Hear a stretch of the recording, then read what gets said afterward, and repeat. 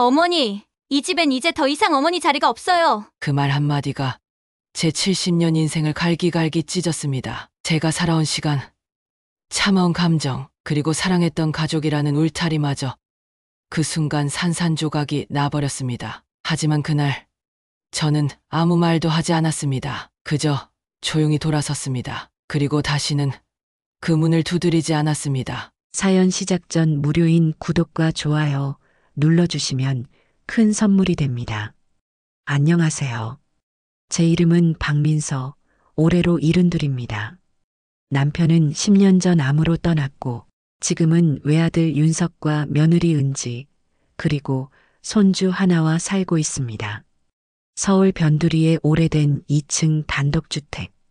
남편과 함께 오랫동안 일구어온 이 집은 제겐 추억이 깃든 유일한 공간이었습니다.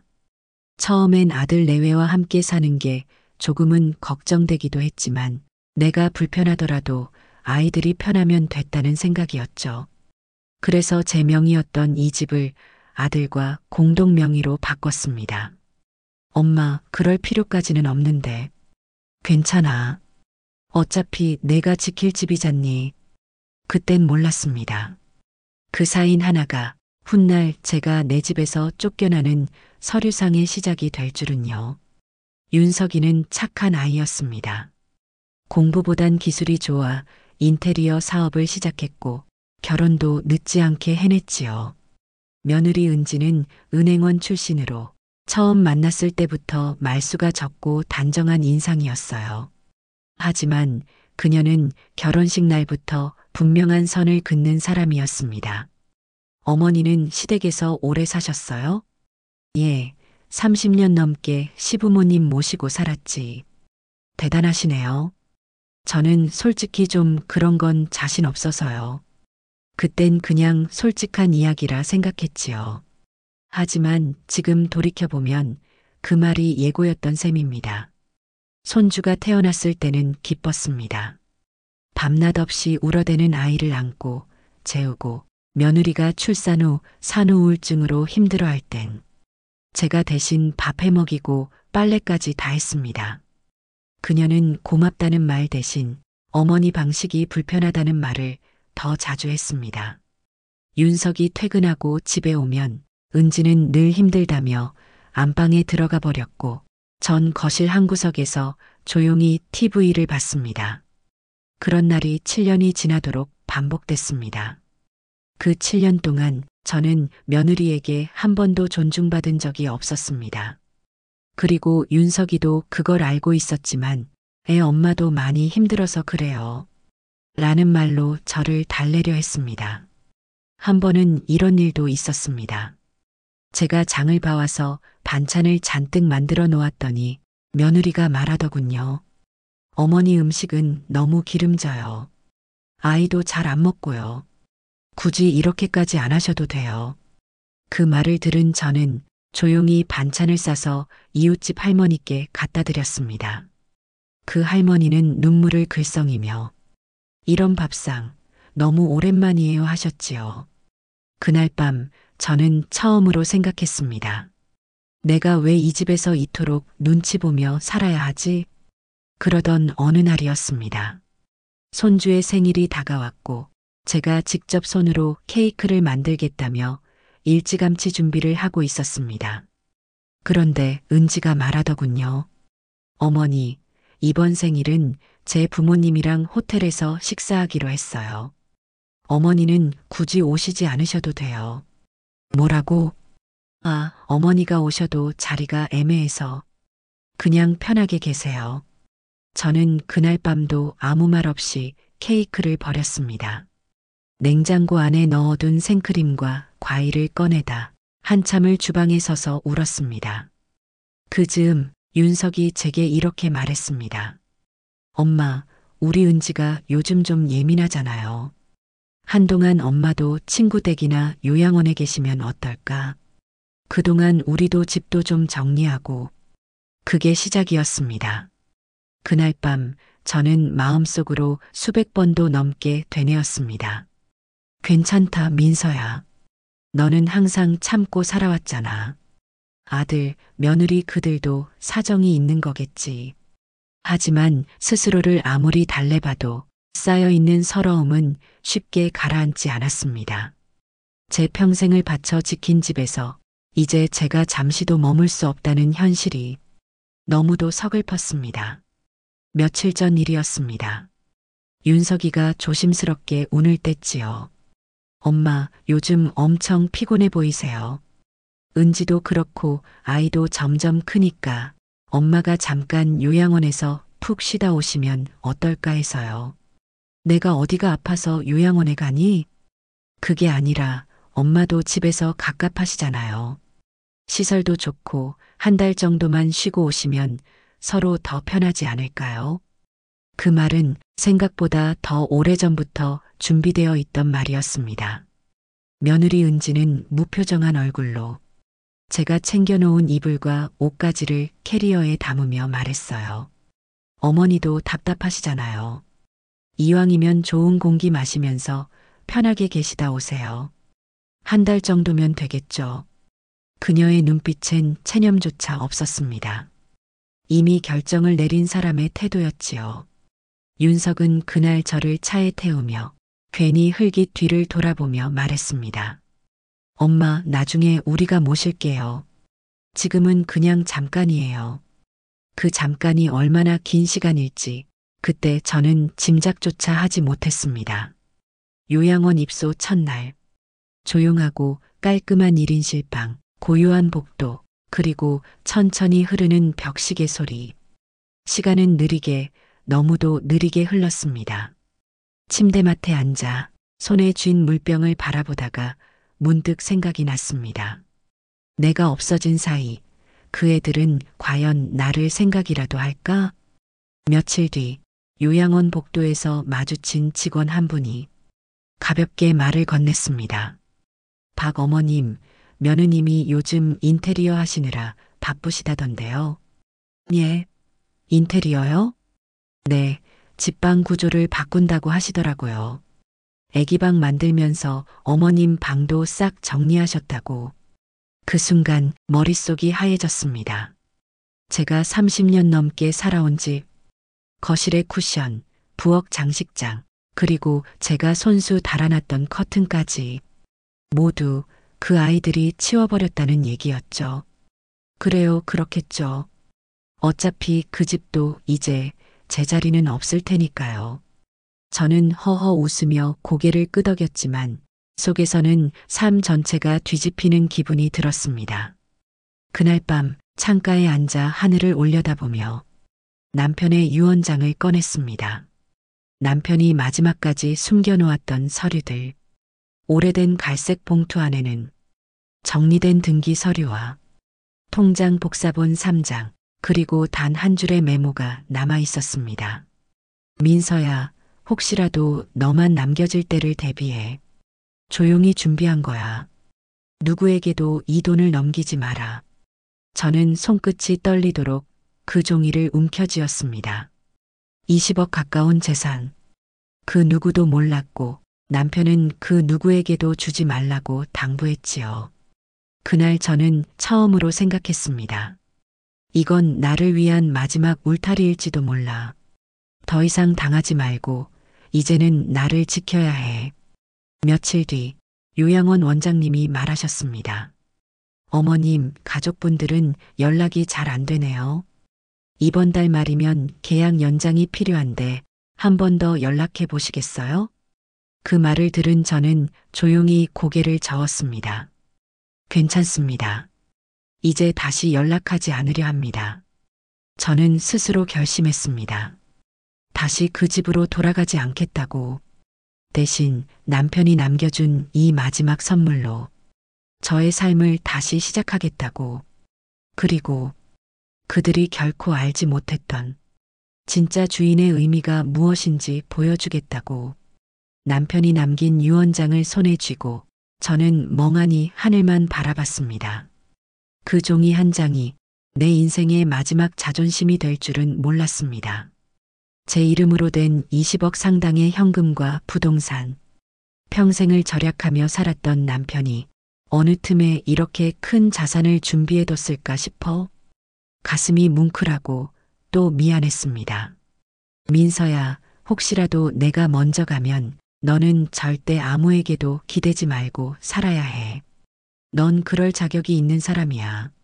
남편의 그 목소리가 들리는 듯 했지요. 그리고 저는 결심했습니다. 더는 참고 살지 않겠다고. 이제는 나를 지키겠다고. 다음 날 저는 요양원 원장님께 부탁을 드렸습니다. 선생님, 외출 하루만 허락해 주실 수 있을까요? 서울 은평구 쪽에 볼 일이 좀 있어서요. 원장님은 살짝 난처한 얼굴이셨지만 몇 주째 찾아오지 않는 가족들을 대신해 저를 안쓰럽게 여겨주셨습니다. 다녀오시되 너무 무리는 하지 마세요. 연락 꼭 주셔야 합니다. 그렇게 작은 가방 하나에 서류를 챙겨 넣고 혼자 택시를 타고 서울 시내 변호사 사무실로 향했습니다. 서울로 올라가는 택시 안 제 무릎 위에는 남편의 유언장과 재산 관련 서류가 담긴 얇은 가방이 놓여 있었습니다. 그 가방 하나가 이제 저를 지켜줄 유일한 방패라는 생각이 들었습니다. 어르신, 재산은 명백히 어르신 개인 명의입니다.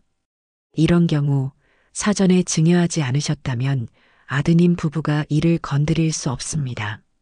제가 가지고 있던 집은요, 결혼하고 얼마 안 돼서 공동 명의로 넘겨졌는데 그 부분은 상황에 따라 다릅니다. 어르신이 경제적으로 기여하셨고 실질적인 소유주였다면 소유권 회복도 가능할 수 있어요. 하지만 일단 요양원에 계시다니 그건 문제가 될 수도 있습니다. 변호사의 설명에 저는 문득 내가 너무 많은 걸 내어줬다는 생각이 들었습니다. 내 명의의 집, 내 시간, 내 마음까지. 이대로 다시는 못 볼지도 몰라. 그런 생각에 저는 집에 잠시 들르기로 마음먹었습니다. 초인종을 누르기 전 대문 앞에서 한참을 서 있었습니다. 마당엔 아이 장난감이 널려 있었고 현관 옆 화분들은 제가 가꿨던 그 모습이 아니었습니다. 잠시 뒤 문이 열렸습니다. 은지가 놀란 듯 눈을 동그랗게 뜨더군요. 어머니, 갑자기 어쩐 일이세요? 미안하다. 그냥 집이 그리워서. 은지는 입꼬리를 억지로 올리며 문을 열어줬습니다. 아, 네, 들어오세요. 그녀는 어색한 웃음을 지으며 부엌으로 향했고 거실 안엔 손주의 책상과 장난감들이 가득 들어서 있었습니다. 제가 쓰던 작은 소파와 커튼은 보이지 않았습니다. 어머니 방은 정리했어요. 아이 방으로 바꾼다고 좀. 그 말에 저는 고개만 끄덕였습니다. 그래. 아이가 크면 그래야지. 정작 제 속은 먹먹했습니다. 내가 평생 지켜온 집, 내 공간이 이젠 없어도 되는 존재로 바뀌었다는 걸 비로소 눈으로 확인한 순간이었으니까요. 잠시 뒤 윤석이 들어왔습니다. 엄마, 여기까지 어떻게 오셨어요? 내가 살던 집인데 오면 안 되니? 아니, 그런 뜻은 아닌데. 좀 걱정돼서요. 몸은 괜찮으세요? 그 말투는 걱정보다는 왜 오셨냐는 당황에 가까웠습니다. 나도 그냥 한 번쯤 돌아보고 싶었어. 곧 나갈게. 너희들 불편하지 않게. 어머니, 요양원은 좀 괜찮으셨어요? 은지가 부엌에서 물을 건네며 물었습니다. 그래. 밥도 괜찮고 사람들도 착하고. 이제 곧 한 달인데 나 이제 곧 나오는 거지? 그 말 후 은지의 표정이 변했습니다. 윤석은 제 눈치를 살피다 조심스럽게 말했죠. 엄마, 그냥 계속 계시는 게 서로 편할 수도 있을 것 같아요. 엄마도 집보단 편하시잖아요. 그 말에 저는 조용히 입술을 다물었습니다. 이 아이들은 내가 잠깐 나간 사이에 벌써 없는 사람 취급을 하기로 한 모양이었습니다. 그날 밤 집을 나서며 다시 택시에 올라탈 때 저는 뒤돌아보지 않았습니다. 그 집에서 더는 나를 기다리는 사람이 없다는 걸 깨달았거든요. 그리고 그날 밤 저는 호텔방에 묵으며 남편의 유언장을 펼쳐들었습니다. 그 속엔 등기권리증 일부와 20억 가까운 현금 자산 내역, 그리고 마지막 한 줄이 쓰여 있었습니다. 내 사람으로 살아. 누구 눈치도 보지 말고. 그 문장을 반복해서 읽으며 저는 조용히 결심했습니다. 이제 내가 가진 걸 지킬 거야. 그리고 나를 없던 사람 취급한 그들에게 보여줄 거야. 내가 누군지. 서울역 근처의 허름한 호텔방. 창밖엔 봄비가 부슬부슬 내리고 있었고 작은 전기 난로 하나가 방 안의 정적을 간신히 덮이고 있었습니다. 하지만 그날 밤 제 마음은 그 어느 때보다도 단단했습니다. 지금까지는 참기만 했습니다. 하지만 이젠 지키고 싶었습니다. 저 자신과 남편이 제게 남겨준 마지막 존엄을. 며칠 전 다녀간 변호사 사무실에 다시 예약을 잡았습니다. 박 어르신 기다렸습니다. 지난번 말씀하신 주택명에 관련해서 제가 자료 좀 찾아봤습니다. 변호사는 노트북을 돌려주며 화면을 보여주었습니다. 공동명의로 변경된 건 7년 전이고 실제 등기 이전은 어르신 단독명의 시절이 훨씬 더 깁니다. 그리고 자금 출처, 관리 이력 모두 어르신이세요. 결정적으로 그녀는 한 장의 서류를 꺼내 들었습니다. 재산권 분할 소송 없이 공동명의로 전환됐다는 점은 당시에도 증여 의사가 없었다는 걸 입증할 수 있어요. 즉, 불완전 증여로 다시 원상 회복을 요구할 수 있습니다. 저는 그 말을 듣는 순간 가슴이 쿵 내려앉았습니다. 그럼 그 집을 다시 제 이름으로 돌릴 수 있다는 거예요? 가능성 높습니다. 다만 아드님과 며느님이 반발할 수 있어요. 감정적 충돌이 클 수도 있고요. 저는 조용히 고개를 끄덕였습니다. 그래도 해야겠어요.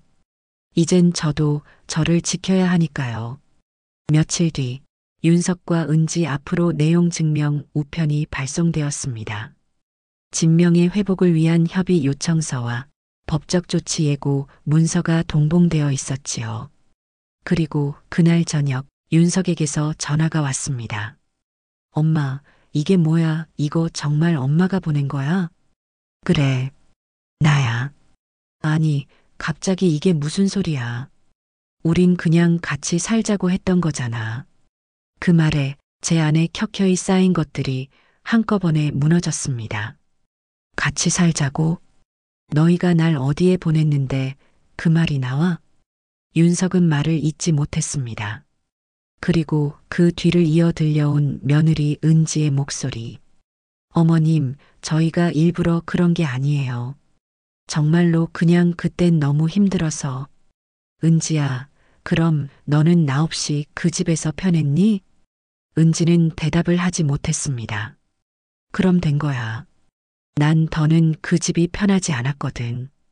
며칠 뒤 호텔방에 한 여인이 찾아왔습니다. 멀쩡하던 정장을 입고 머리를 질끈 묶은 채 고개를 숙인 사람. 바로 은지였습니다. 어머님, 정말 죄송해요. 그땐 제가 너무 예민했고 아이 키우는 것도 직장도 힘들고 어머님까지 챙길 여유가 없었어요. 그녀는 울먹이며 말했습니다. 그런데 갑자기 이런 식으로 집을 다시 가져가신다니 윤석 씨도 많이 당황하고 저희도 너무 힘들어요. 그 말을 들은 저는 조용히 앉아 찻잔을 들었다가 다시 내려놓았습니다. 그래, 내 말대로 다들 힘들었겠지. 근데 은지야. 네. 힘들면 사람을 버려도 돼? 그녀는 고개를 떨구었습니다. 저는 예정대로 변호사의 도움을 받아 소송 절차에 돌입했습니다. 그리고 동시에 그 집에 제 지분에 대한 정리 요청도 함께 제출했습니다. 윤석과 은지는 당황했지만 소송 내용의 정당성에 딱히 반박할 수 없었습니다. 엄마, 그럼 어떻게 하려고 그래? 그 집 팔겠다는 거야? 아니, 그냥 내 몫을 돌려받겠다는 거야. 그럼 우린 어떡하라고? 그건 너희가 알아서 해야지.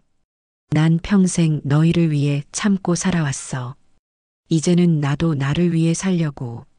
엄마, 미안해. 많이, 정말 많이. 짧은 문자였습니다. 하지만 그 안에는 분명 후회와 불안이 섞여 있었습니다. 자신들이 버린 존재가 실은 자신들보다 훨씬 든든한 사람이었다는 걸 이제서야 알게 된 듯한 표정이었지요. 나는 더는 누군가에게 필요 없는 사람이 아니라는 걸 깨달았습니다. 내가 가꾼 집, 내가 만든 가정, 그리고 남편이 남겨준 마지막 신뢰. 이제는 지키겠습니다. 그 누구에게도 더는 내어주지 않겠습니다. 모든 법적 절차가 마무리된 건 그로부터 한 달 뒤였습니다.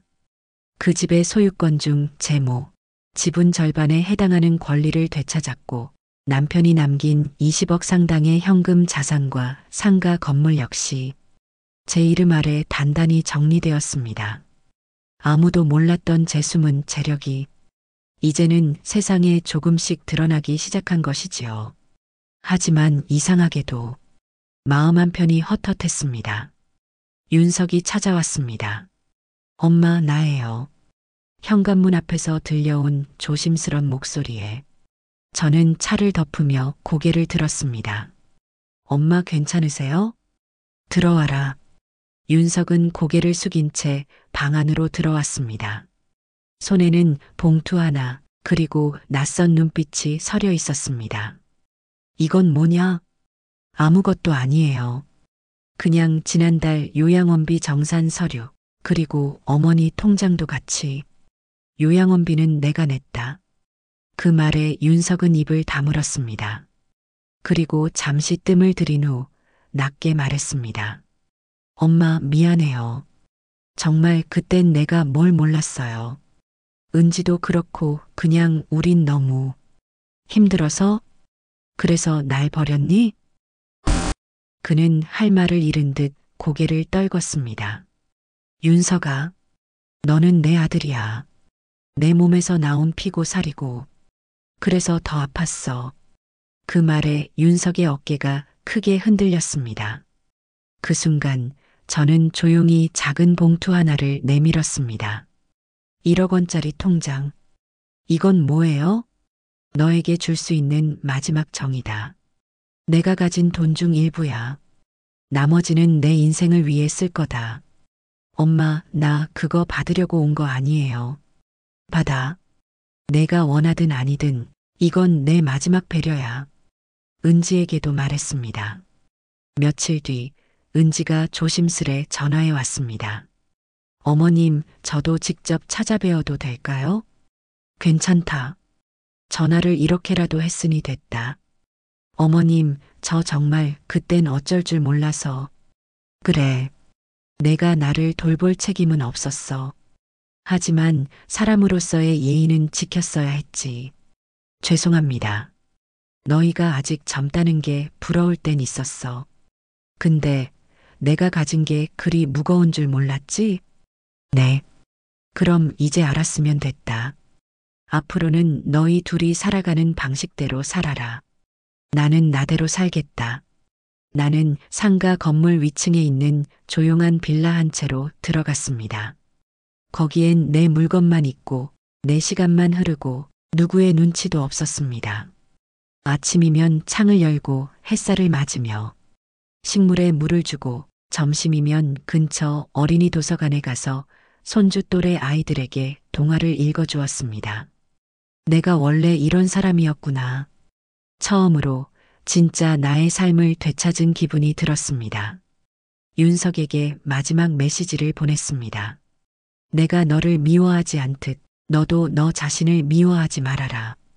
다만 내가 한 선택의 결과는 반드시 기억하렴. 변호사와 상의한 끝에 남편과 내가 모은 자산 중 일부는 가정 해체 위기에 놓인 노인들의 쉼터 설립에 쓰기로 했습니다. 아무도 몰라줬던 세상의 가장자리로 밀려난 사람들에게 작은 그늘 하나라도 남겨주고 싶었습니다. 그게 내 삶을 허투루 쓰지 않은 증명 같았거든요. 사람이 가장 아플 때는 버려졌다고 느낄 때입니다. 하지만 사람을 다시 일으키는 것도 결국 사랑과 존엄을 지키려는 자기 자신입니다. 나는 이제 다시 누구의 시어머니가 아닌 박민서로 살아갈 겁니다. 새로 이사한 빌라엔 내가 좋아하던 장미 화분이 놓여 있었고 창밖엔 은행나무들이 바람결에 살랑했습니다. 이 작은 공간은 그 누구의 간섭도 없고 내 숨결만 흐르는 진짜 내 집이었습니다. 이제야 나는 소유가 아닌 존재로 살아간다는 것이 무엇인지 알게 되었습니다. 어느 날 오후 전화가 울렸습니다. 번호를 확인하니 윤석이었습니다. 엄마 잠깐 뵐 수 있을까요? 무슨 일인데? 어집 문제 때문이에요. 은행에서 대출 연장이 안 된다고 연락이 왔어요. 그게 명의 지분 문제로 좀 복잡해졌나 봐요. 그 순간 저는 잠시 말이 막혔습니다. 그들이 편하게 살던 그 집이 이제는 부담으로 바뀐 것이었습니다. 며칠 뒤 윤석과 은지가 함께 찾아왔습니다. 예전처럼 고개를 빳빳이 들고 있던 은지는 없었고 잔뜩 야위고 눈가가 퀭한 채로 앉아 있었습니다. 어머님, 저희가 많이 부족했습니다. 그때는 진짜 몰랐어요. 어머님이 계셔주셨던 시간이 얼마나 귀했는지. 그녀는 그 말만 하고는 고개를 푹 숙였습니다. 윤석 역시 조심스럽게 입을 열었습니다. 엄마, 그 집 우리가 정리해야 할 것 같아요. 근데 매매를 하려 해도 지분이 나뉘어 있어서 내가 가진 지분은 팔지 않을 거다. 제 말에 두 사람은 당황한 얼굴로 서로를 바라봤습니다. 그럼 우린 어떻게 해야 해요? 그건 너희가 감당해야 할 몫이겠지. 처음부터 그 집은 너희가 온전히 감당할 수 있는 게 아니었어. 그 말에 은지는 울음을 터뜨렸습니다. 어머님, 정말 미안해요. 진짜 무릎 꿇고 빌고 싶을 정도예요. 저는 조용히 말했습니다. 무릎 꿇지 마라. 그럴 필요 없어. 다만 다시는 누군가를 내 방식대로 치워내려 들지 마. 그녀는 그 말을 듣고 고개를 끄덕이며 흐느꼈습니다. 너희가 원한다면 내 지분을 넘기는 대신 한 가지 조건이 있다. 어떤 조건이요? 그 집을 팔아서 절반은 너희 몫으로 가져가고 절반은 사회복지기금에 기부할 거다. 윤석은 말없이 고개를 끄덕였습니다. 그리고 앞으로 나에게 연락하지 마라. 나는 이제 너희 어머니가 아닌 사람으로 살고 싶다. 그 말은 모진 것 같았지만 내게도 그들에게도 가장 건강한 인연 정리 방식이었습니다. 그날 밤 편지를 썼습니다. 윤석아, 널 아들로 두었던 시간 나는 참 행복했단다. 하지만 인간은 실수를 통해 성장하고 그 실수를 통해 관계를 배웁니다. 이제는 너도 너희 가족도 진심으로 누군가를 대할 수 있는 사람이 되었기를 바란다. 너를 미워하지 않지만 더 이상 어머니로서 살고 싶지 않구나. 그게 나와 너 모두를 위한 선택이란다. 사람과 사람 사이엔 지워지지 않는 상처가 남기도 합니다. 하지만 그 상처가 서로를 완전히 단절시키지 않기 위해선 건강한 거리감이 필요합니다. 나는 이제 그들과 같은 세상에 있지만 다른 삶을 살기로 했습니다. 그날 이후로 윤석과 은지에게서 다시 연락이 오는 일은 없었습니다. 저 역시 먼저 전화하지 않았고 그 아이들이 어떻게 살아가는지도 굳이 알려 하지 않았습니다. 우리는 그렇게 한 지붕 아래 살던 가족에서 서로의 안부만 멀리서 떠올릴 수 있는 이름으로 남게 되었지요. 그 집은 결국 팔렸습니다. 윤석과 은지는 제가 제안한 조건대로 그 집을 매각했습니다.